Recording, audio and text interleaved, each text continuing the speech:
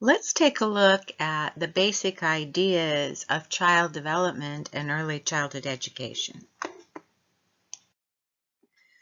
So we've been focusing on the development of children for since the very beginning as parents and as a society.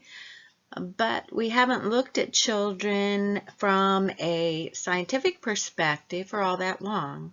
So let's take a look at some of the ways we viewed children historically. And these perspectives are based on religion and philosophical ideas. So the oldest perspective on children is called the original sin perspective, and that is religious based. And this point of view is if children are left on their own in order to make choices in life, they're going to be making inappropriate choices or behave in inappropriate ways. And so it's the role of adults to be right there monitoring and focusing on that inappropriate behavior and make sure we stop them. And part of this, the reason it's called original sin, is based on the beginning story of the three main religious perspectives in the world today, and that's Christianity, Judaism, and the Muslim or Islamic religion. And that's from the story of Adam and Eve. And all three religions have a story of these two, the first people that were told that they were not supposed to do something, and as soon as they were left on their own, they made inappropriate choices and did what they were asked not to do. And so because of those choices the first people made, then the rest of us have that original sin hanging over our heads our whole lifetime. And so it goes back to that focus that we're going to do inappropriate things if we're not monitored constantly. Later on, philosophy came into play, and a lot of the beginnings of philosophies came from the religious perspective, but these two philosophical perspectives have moved away from that religious approach. And the first one we're going to talk about actually takes the opposite perspective, and this is the innate goodness perspective, and this is French philosopher's idea, Rousseau. And he said that if we leave children on their own and we don't monitor them, actually they're going to make appropriate choices or carry out appropriate actions, and they just naturally do that. And so completely the opposite of the other perspective. And then there's a third perspective, and that philosophical perspective that came a little bit later than innate goodness is the blank slate perspective. And here, this perspective says that there isn't any innate or tendencies. We're completely influenced by the environment, and we don't inherit anything as humans. And so whatever the influence the environment places on us, then that will influence our actions and our behaviors. And so we'll talk a little bit more about this perspective in a few minutes, these ideas and how they affect science, or what the outcomes science tells us about that.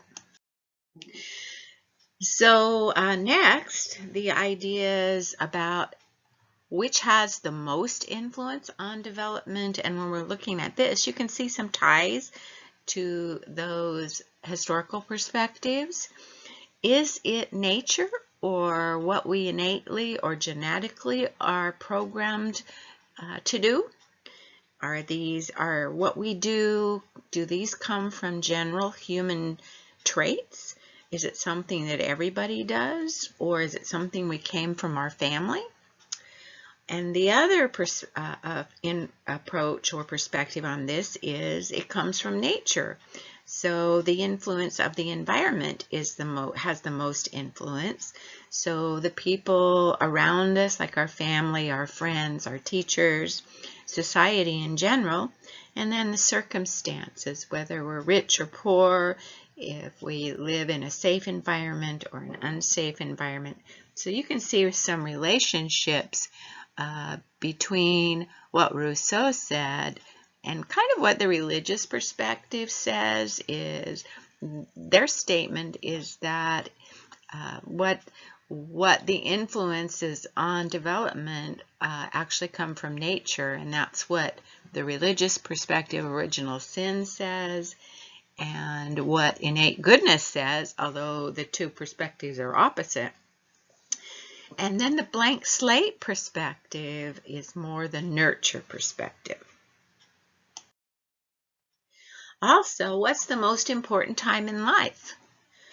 Well, before we did a body of research on childhood and the different aspects of development, we thought that it didn't really matter so much what happened in childhood.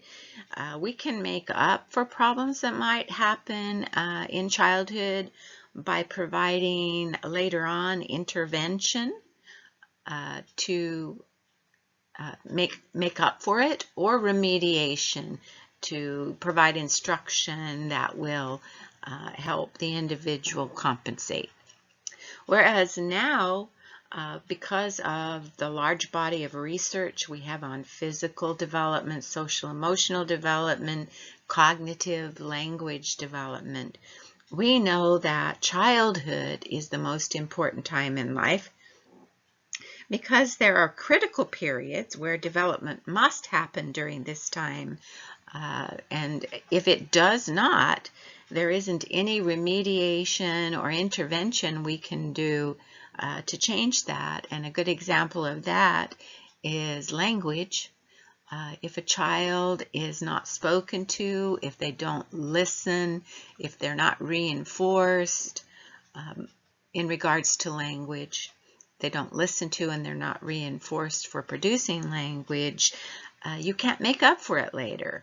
And this critical period starts before birth and continues till about age 3.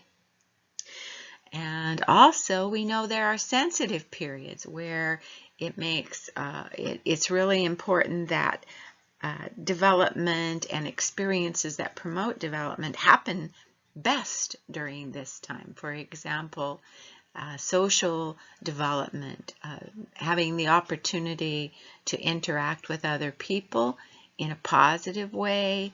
A sensitive period for that is definitely early childhood, but it's not critical. They could maybe later on, if they have positive experiences and are facilitated and supported, they can develop those skills later on. Maybe not at the same level, but it's not a critical period. Also, there are two perspectives that come to us from science in regards to development. And these are related to scientific theories that have been developed studying children's development. For example, Gesell studied physical development. Erik Erikson studied social emotional development.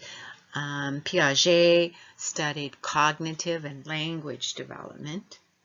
And so there are essentially two perspectives. There's the continuous perspective, which just views development as a steady and continuous increase in skills until adulthood is reached. And Gesell, who studied physical development, definitely had that perspective.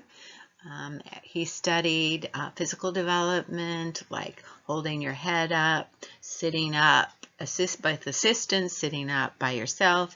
And he believed that there was a steady, continuous progress of that physical development until you reach maturity. So that's a good example of continuous developmental theories.